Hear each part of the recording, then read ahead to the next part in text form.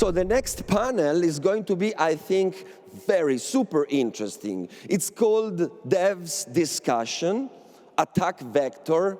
Please, welcome on stage, Sjors Provoost, Craig Rowe, Mike Schmidt, moderated by the man with the hat himself, Jimmy Song. Come on, come on.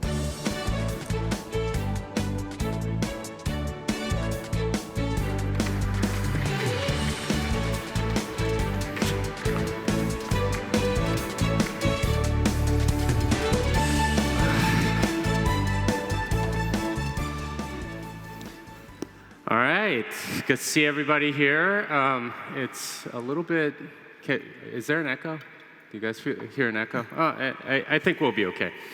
All right, guys, we're here to talk about attacks on Bitcoin developers and so on. So I want to just sort of start off with this question for this panel.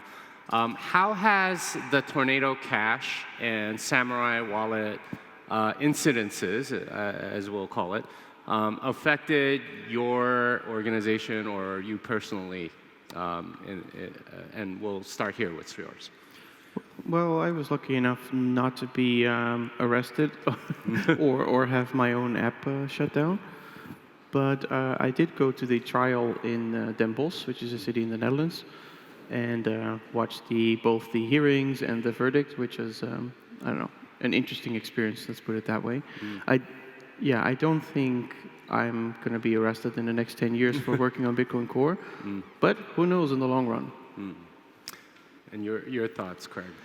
Well, I think to zoom out for a minute, if we consider that Bitcoin is a system which is very difficult to attack, has been designed as such, it is inevitable that the parts of the system which are weaker or more susceptible to attack, should we say, will be targeted over time. So my first thought is that this is an inevitable consequence of where we're at, that the developers at some point were always going to be a target. And I think that that's the world that we live in today. So before, we always believed that self-custody was the line, and we could, as long as we were behind that line, we were okay. The reality is, where we are today is somewhat different to that. We don't quite know where that line is being drawn. The reality is the battle is now in the courts to determine exactly where that line is drawn. And as developers, we are now working with a great deal of doubt, which is not an ideal situation to be in, but nevertheless, it's the situation we're in today. So for me, it's certainly created a lot more concern about the work and the way in which I do it. And that, I guess, is not ideal, but you have to confront the reality that you live in. Sounds like you feel that there's more vulnerability for developers, something like that. Mike, how has the Tornado Cash and Samurai incidences affected you? Yeah, I think if you, to riff a little bit on what Craig was saying, I think we're going to have a lot of discussions here in the next few days about, being cypherpunk and a lot of the technology and being able to hide behind that. But at the end of the day, there is a meat space component to a lot of this. And there are folks like this and some of the engineers that we fund are public, and that makes you a target. We saw that with Craig Wright and some of our engineers being targeted in that lawsuit. And the fact of the matter is, once you cross over to the meat space, not everybody can be Satoshi, not everybody can be John Law and just have a completely digital identity and hide that. And once you cross over into the meat space, you're susceptible to attacks like this. And the fact is that the law is capricious and ambiguous, and it could be something that targets you even if it does say that you're not a money transmitter unless you're a custodian or you're holding the funds. And we're at the whims of these folks, and so it's important to have this discussion. Yeah, and you brought up Craig Wright and the lawfare that he initiated over a period of like 4 or 5 years. With respect to that, what do you think are some of the biggest attack vectors for Bitcoin development? Is it lawfare? Is it like government regulators? Is it just like random people? What are your thoughts on that? And we'll start with Craig this time. Well, I would say, one of the biggest attack vectors right now is if the simple act of running a server, a transactional server, has clearly been shown that there are risks attached to that. So my advice for any developers out there is, I think it's generally okay to write code, but you should always consider what happens if that code becomes really successful, if it just becomes much bigger than it is today. And if you can avoid running a transactional server to do whatever you need to do, if maybe somebody else can run that server, try and pursue that. If you can't, then I suggest you get legal advice in whatever jurisdiction you're in, because the reality is, these concerns are not going away. They're only going to get more intense, I think. So you really want to be aware of whatever you're getting yourself into. So with Craig Wright, there's a different, it's even worse than that. It doesn't really matter if you're running a server. It's even just having written code 10 years ago seems to get people harassed, right? Just because you're famous or something like that. They'll want you to suddenly come back and write code. But regarding running a server, I think we thought we had a line of defense, as you said, that was self-custody. Like as long as you don't custody somebody else's funds, you're pretty much free to do whatever you want. And now maybe the line is running a server, but maybe not. It seems hard to predict, and you can keep retweeting there, but you are sacrificing usability in the process, which is a problem, I think. I can see this evolve in two different directions. If you take the Samurai case as an example, or even, Wasabi shut itself down and Samurai was helped. I think I can see it two ways. One is you get these super decentralized mixing alternatives, like Join Market, or you get other people running the coordinators. And these other people, we see that with Wasabi, there's now other people running them. And these other people could be, either volunteers or people with good OPSEC or people who are already very good at protecting themselves from the government for various reasons. And then governments might attack those coordinators. And that could be fine. It's like a whack-a-mole game where, okay, one coordinator gets shut down, another one starts up, and they're all non-custodial, and you don't have to trust them anyway, so they can't steal your money. But they could also decide, okay, we don't want to play this game. We're just going to arrest the people who facilitate the coordinators, namely the developers who produce these apps that have a text field where you can enter the coordinator. I could see them making that move too. Although, of course, you're getting closer and closer to free speech arguments there. But whether you can win those, and even if you could win those, you might have to wait 5 years in prison for somebody to win that on your behalf, which is uncomfortable. Yeah, and this speaks to something that we were discussing a little bit off stage, which is that they keep moving the goalposts a little bit, right? The line used to be drawn at self-custody. Maybe later on, it's drawn at anyone who contributes to the code and promotes it publicly. Mike, do you think that that like sort of playing that game is an effective strategy, or I mean, do you think maybe there are other ways to combat this? I think that the developer ecosystem has done a good job at playing defense lately with the Craig Wright example that we talked about. You had COPA, who was part of that. You had the Bitcoin Legal Defense Fund that was involved with that as well.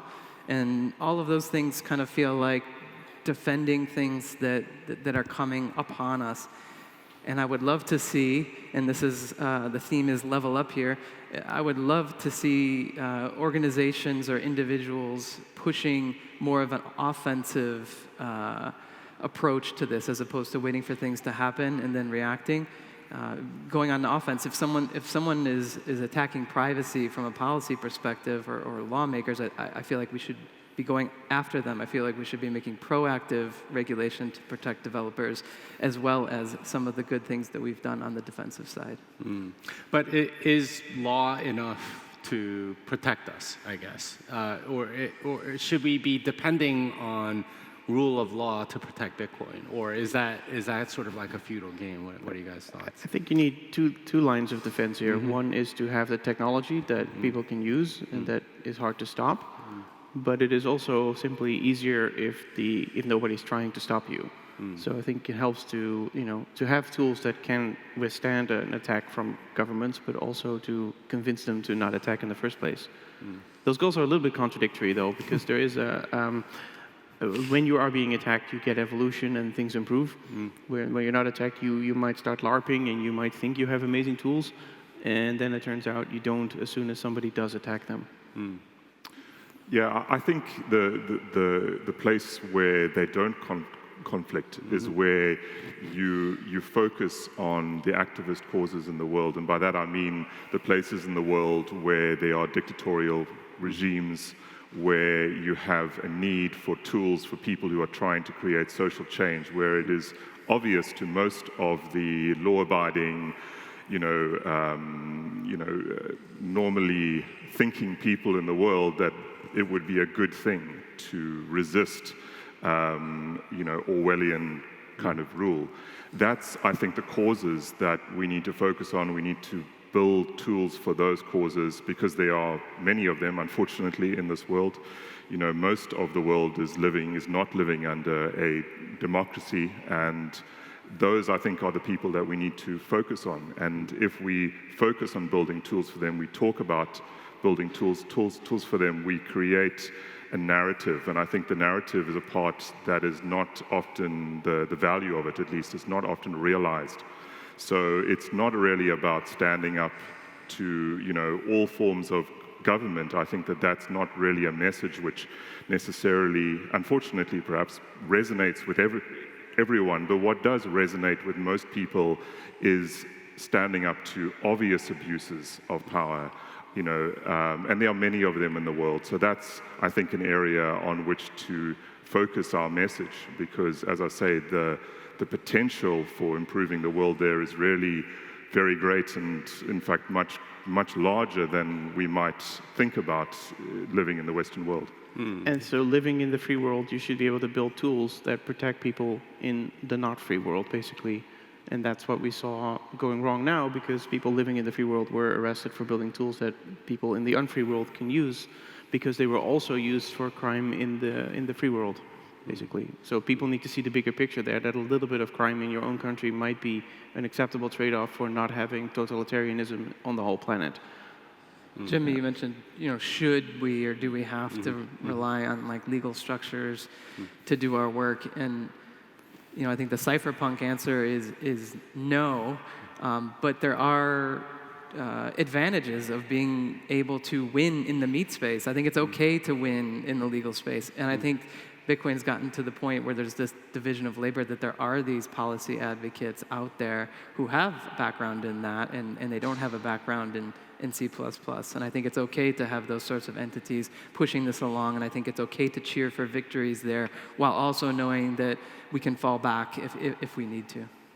Well, you guys all said something essentially of getting the narrative out there and making it clear what we're doing. And to me, that's really talking about taking the moral high ground on a lot of these issues and making sure that other people understand what we're fighting for is a good thing, and we're not like a bunch of criminals trying to get away with stuff.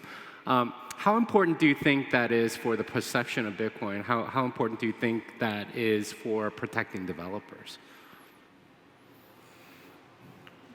I would say it's very important. I would say that the narrative of social change is almost the most essential part. Bitcoin is ultimately a movement for social change. Yes, it may be a technical system, but it's used by human beings, and it is a technology for human beings. If we expect the values that we espouse in Bitcoin to become the values of society as a greater whole, then there needs to be a lot of acceptability to that, I would say. And the narrative needs to be one where the majority of people, by definition, can get behind, that they're not thinking this is for someone else, or this is subversive, or it's not going to serve me. Those, I think, are very important concepts. And, you know, Bitcoin has existed for almost its entire life, I think, in a fairly niche corner where we've had these cypherpunk ideals, and we've talked about them on stages like this. And I think we're now at a transition period where we're starting to reach a much larger audience. And the reality is that the narrative will change. We don't have control over it. We'd be foolish to think we did. We have some influence, but it may be less than we think. But if we have any influence at all, I think we need to be very careful about using that influence and crafting a narrative which doesn't give up on the ideals, but also doesn't make it appear like it's just for a niche group of people. And I think that that's a tricky thing to get right, but it's important that we do so. Yeah, it seems like a very good line of defense, at least from a social perspective. Other thoughts? Yeah, you have organizations like the Human Rights Foundation that are advocating Bitcoin in the context of oppressive regimes and having dissidents there. And I think, you know, that they're sort of carrying the water. It would be nice to have other organizations pushing that message, because, like Craig said, that, you know, that's sort of what we're here for. And we don't want to be caught up in playing defense on a narrative of, well, you know, privacy is a right. I think examples of real people, I think like some of us were just at the Oslo Freedom Forum and hearing real people use this technology in the way that it's intended, and some of that does include privacy. Yeah, I agree. The Oslo Freedom Forum is one example where that's really illustrated well. There should be more. One of the problems is that people who use these tools in dangerous situations do not want to go on Twitter or Nostr or anywhere else to brag about it, because then they are dead. So we have to find people who are willing to talk about it and then explain that they are representative of a larger group of people who cannot speak. That is sort of like a publicity problem. All right, so I want to switch gears a little bit. I think one of the ways in which you can sort of be immune from a lot of the meat space attack vectors that we talked about is this idea of being a pseudonymous developer. Obviously, Satoshi being the most famous of these pseudonymous developers. How realistic do you think it is for a developer today, not 15 years ago, to pull that off and not get attacked in meat space? Because obviously we had the example of the Samurai developers who are more or less pseudonymous, but you know, they obviously got arrested, so it didn't quite work. How realistic do you think that is for a developer today? I think it's difficult. I mean, we even saw in the last week or so Fiat Jeff being exposed by a journalist. And I would say by being a NIM, well, first of all, NIMs are a minority in the Bitcoin Core development world, and it's a minority that I would like to see increased, but that's not without cost, right? The second you show up at an event like this and present, you're leaking information. Organizations in the U.S., for example, Brink is a 501c3, and it's not clear that there's a way for us to fund an anonymous or pseudonymous developer due to the rules. There's some maybe loopholes or ways around it if there's an LLC, but there's still, you're leaking information by participating. The more you want to participate in conferences or being a part of an organization or getting a grant. And I think it's difficult. One developer or contributor to Bitcoin discussions on the mailing list I mentioned earlier is John Law. And to my knowledge, he hasn't presented at any conferences or done video, or even he won't even come on our Bitcoin OpTech Twitter Spaces for fear of his voice being out there. And I think a lot of his proposals are great ideas, but have failed to get traction because he's not up in front on stage speaking about these things. He's not on Twitter Spaces talking about them. He's not going going to meetings to discuss his ideas. And so, it's just one example of how I think, if you're reluctant to participate in person, I can understand why, given this conversation, but it's not without cost. No, I completely agree on the cost aspect there. Like I recently talked to Greg behind stage about a feature request he has for Bitcoin Core, and it really helps to speak in person and to brainstorm these ideas. Otherwise, you might have made it anyway, but it might have been a year later. So going to conferences, talking to people, it really helps getting more work done. It helps, especially in open source. One of the bottlenecks is review. You want people to review the work that you've done. So even if you're diligently writing your code and putting it on GitHub, nothing might happen for 2 years. And it's surprisingly often the case that after you've spoken to some people in real life, or even go on a podcast to tell to a broader audience, other developers are listening to those podcasts, and they will get excited about what you're working on, and suddenly you're getting review. So I'm not saying it's not possible to do it as anonymous, but I agree there's a very high cost to it. And then it depends on what your opponent is. If you're just worried about, say, random stalkers or people wanting to rob you, I can imagine that having a NIM or just like not having your photo on the internet helps against that. But if you have the 100 law enforcement people going after you, I don't think you can win, because it just takes one mistake, and they have a lot of time to find you. Yeah, I think from a personal point of view, trying to be a NIM is, as we've said, carries a very high cost. You really do have to live a life which is very isolating from the world, and I don't think that's a natural human state of affairs. I'm sure there are individuals out there who can do it. I'm personally not one of them. The human interaction in your work is, I think, for most people, a very important part of it. And to completely cut yourself off from all of that, I think there are very few people in the world who can do it. All credit to them if they can, but as Mike was saying, it may have certain costs above and beyond, where just getting your work into any kind of reality is much harder. So I think practically really difficult is I think the answer. But of course I do agree that if people go through that trouble, it'd be nice if we can fund them. So yeah, that's a challenge. I think Square did find a way, right? But yeah, it may involve some weird legal structures that, again, law enforcement can probably look through. Yeah, that's the thing. If they dig hard enough, I think they could figure it out. Yeah, well, so let's talk about that, because the big elephant in the room with Bitcoin development is the funding, right? And that tends to be a problem oftentimes, because the developers that are working on it need some funding to do their work. They're often doing it sort of without any funding for a while, but once you have enough reputation, you can get funding from organizations like Brink. But how, if you are pseudonymous, what are some of the issues that come along with it? I think you mentioned, like, is it even legal to fund some of those? What are, this seems to be one of the big costs of pseudonymity. Yeah, I think I mentioned the challenges that Brink faces as a 501c3 trying to fund somebody pseudonymously. I don't know that applies to private organizations. So if there's an organization, at least in the US, I do believe that they could fund somebody pseudonymously.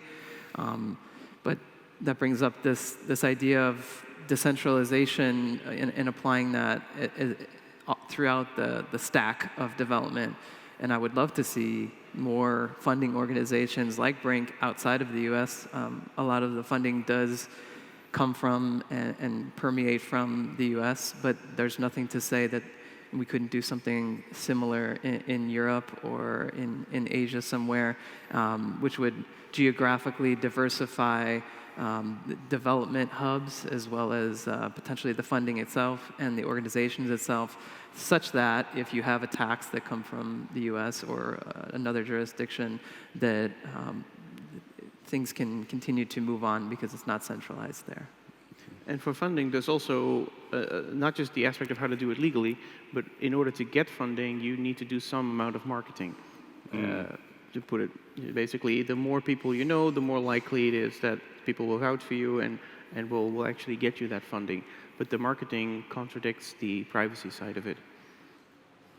Yeah, and I think, you know, even if you build a product as a dev, you know, there's a degree to which everyone says, well, you can just read the code, it's all open source, but how many people actually read all of the code all the time, right? Every single release. It's obviously, you know, practically very difficult to do that. So what we don't have is a trustless system, what we have is a trust minimized system. And part of that trust is the individuals knowing each other. That's just the reality of it, you know. The fact that I know Sjors and I know, you know, I can have some idea of who he is matters to me because, you know, he's writing important code. That kind of thing, I think, is difficult to achieve, or more difficult to achieve as a NIM. It's just yet another battle that a NIM developer must face. Is there a way to maybe decentralize the funding? Because I think what you guys are pointing out is that, you know, a lot of the funding for developers comes from, you know, not that many sources, as we know. Is there a way to make that more decentralized so that we can have more pseudonymity around the developers, and maybe, you know, like instead of the developers themselves marketing, maybe we can have, you know, more review of the stuff that they're doing and so on? Well, you can do crowdfunding, but it seems to me that that doesn't always get the most money. I mean, one of the problems is if you have individual developers doing their own crowdfunding, it becomes a popularity contest where maybe a few very famous developers get a lot of funding and the unknown people who just sit behind their desk and write code all day don't. So there's that. But also, I think the people who give money, I think very often there is a motive that they want to be seen as giving money, and that's, I'm not saying that's a bad motive, but it does help. And so if you make it completely decentralized, and this money is, you know, amorphously being donated and amorphously being received, I think it might be hard to find people that put in the money. Yeah. And if they do it publicly, if they say, look, I'm this guy and I'm giving this money and it's going to go to anonymous people all over the world, well, then a prosecutor is going to say, oh, look, you funded this North Korean developer. How nice of you. What we've seen at Brink is that most of the money currently that gets contributed to Bitcoin development does come from larger entities or high net worth individuals. We did a campaign last year at one of the Bitcoin conferences and had a matching campaign, and we were hoping to really invigorate, if you will, individuals or plebs to donate. And the fact is, if you look at the sort of distribution, it was like a power law kind of distribution where the larger organizations, the higher net worth individuals disproportionately, hugely funded that particular initiative, which was targeted at individuals. So I think what you end up with then is if the money isn't coming from individuals to other developer individuals, and it is large entities, then at least the way it is today, the unfortunate reality is that those larger institutions, those Bitcoin companies that want to contribute, are going to want to contribute to an organization like Brink that is established and has a reputation, and it's hard for that money then that's coming from big organizations going to organizations like Brink. It's hard to have like individuals funding individual developers. As much as I would like to see something like that, that's just not what I've seen. Correct. No, all right. So let's talk about that a little bit, because a lot of the funding is currently kind of centralized. How worried are you as a developer about their influence over the development process if you do have certain large entities or high net worth individuals? You know, if they're the ones that are doing the funding, won't they have too much influence and so on? What's your thought on that? There's a lot of, I've seen a lot of Twitter discussion about this with Brink taking donations from exchanges and miners and things like that. And the good news is no one who's attempted to donate to Brink in such a manner has ever tried to exert any influence whatsoever on the work that we're doing as an organization or individual developers in their work. If that were to be the case, there's several safeguards, at least for us, and I think other organizations as well. We have a board that is separate from the engineers who governs the organization. They have access to all these contracts, and they would see that there's something fishy there. There's myself as the executive director that would see it. There's a grant committee that would also see that, and then there's the developers themselves that would have the influence being exerted upon them. And so there's, at least in our organization, there's several layers of people that would need to be compromised that are from various different organizations separate from Brink on the board and the grant committee. So I guess good news across the board there is that donors aren't seeking to influence at this time. Now, that doesn't mean that's always going to be the case. That I think the way that you sort of shield yourself from that is diversity of funding. So we have, dozens of large organizations funding our operations in addition to individuals. And so if somebody does try to exert influence, it's less likely to be effective if we have diversity of funding sources versus if we were getting all our funds from one person. You might be a little more tempted to want to have the person bend your ear a bit about what their pet projects are. So I've received grants from 3 different organizations so far, from blockchain.com in the early days, and then from BitMEX, and currently from OpenSats. And so far, that's been very hands-off, which is great. So in the short run, I'm not worried about that. But I also make sure I don't get myself into a situation where I absolutely need a high amount of income, so that even if they started exerting influence, then hopefully I can just get another job and not worry about it.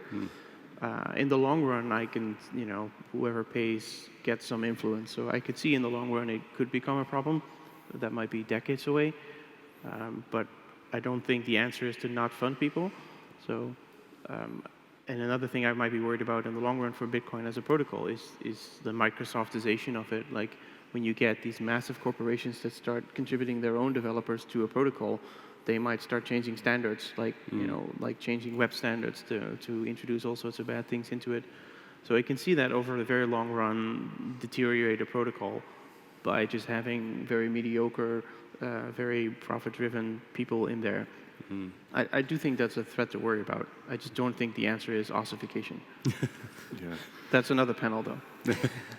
Yeah, I would tend to agree. I don't think it's a threat today. I know that OpenSats and many of the other organizations also have a very hands-off approach to the way that they fund devs.